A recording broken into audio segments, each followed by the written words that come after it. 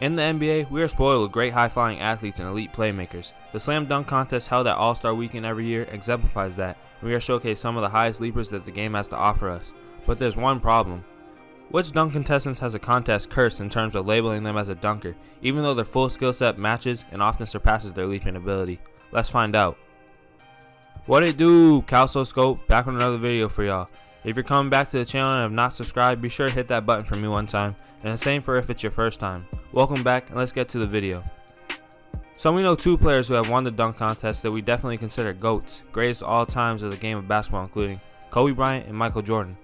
Kobe Bryant was a Los Angeles Laker for life, winning 5 championships along with 15 All-Star appearances, 2 Finals MVPs, and a career average of 25 points per game. Michael Jordan was a part of the Bulls for 14 seasons and spent his final season as part of the Washington Wizards. Through his career, he racked up 6 championship rings, 5 season MVPs, and 6 Finals MVPs.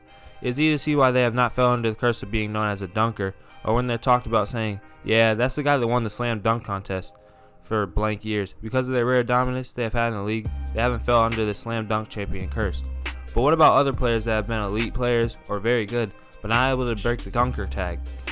Let's start with a man that's currently beating Father Time, Vince Carter, winner of the 2000 Slam Dunk Contest. He is now 41 and playing in his 21st season in the NBA, still doing his thing for the Atlanta Hawks. I was just watching his game 2 days ago and he was applying pressure versus the Boston Celtics with 16 points where he knocked down 4 3-pointers. In his youth, as we would say, Vince Carter was able to achieve being an All-Star 8 times and twice part of the All-NBA teams.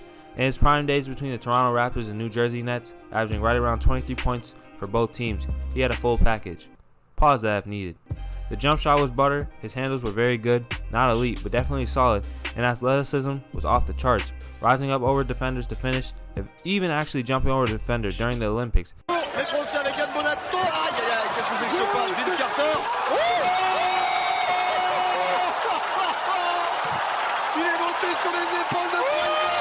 As we still see post-up today. Young fans these days seem to only remember Vinsanity for his dunking prowess. Of course, the 2000 Slam Dunk Contest was iconic, but Vince Carter was much more than a dunker. What really hurt his image and why a lot of times he is just known for as a dunker now was because of a knee injury that really messed up his 2003 to 2004 season. They had a team poised to make a run in the NBA playoffs with him, Antonio Davis, John Yale Marshall, and Jalen Rose. Once he got injured, the team went downhill and so did his play when he returned. It was obvious he did not want to play for the Raptors and was going through the motions.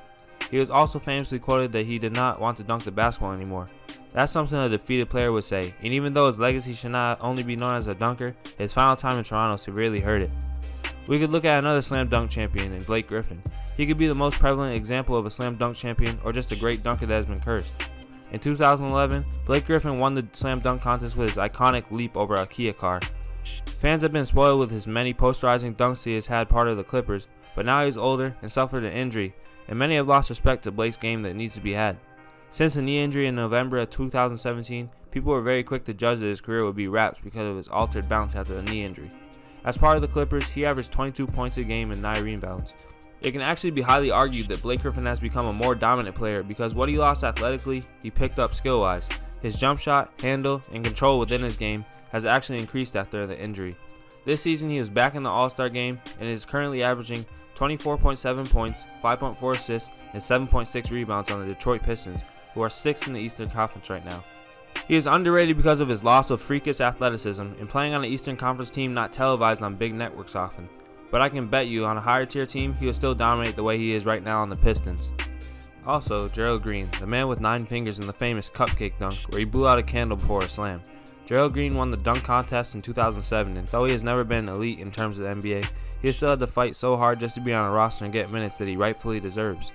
He has been one of those players that is always in and out of the league, goes overseas, comes back, and being traded around the NBA, playing for 8 teams: the Celtics, Rockets, Timberwolves, Mavericks, Nets, Pacers, Suns, and the Heat. When he went overseas for the 2-year span during 2009 to 2011, I did not know if the league would ever see him again. He has never really given a good role and been comfortable, unless you argue that in Phoenix he found his niche, averaging around 13 points, only playing half of the game. He has fell under the curse and not been respected the way he should be. In my eyes, Gerald Green is actually a great playmaker and a 3-and-D type of player, but he is now past his prime at 33 years old, but maybe the Rockets, his current team, will keep him around for a while. He has accepted his role and is playing well, though he is a very streaky shooter, 35% right now from deep for the season, but once he catches fire, it can be curtains for defenders.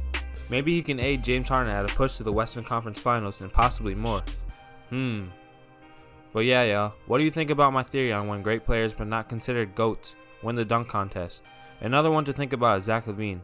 Though he is slowly breaking the sole dunker stereotype, killing for the Bulls, that is what many people still think about him. And do you guys think that this is why LeBron might have never entered the dunk contest? If so, be sure to spam the comment section down below. And if you guys enjoyed, share this video with your friends. Be sure to like, comment, subscribe. It's been your boy Calso Scope. I'll be back soon. Peace.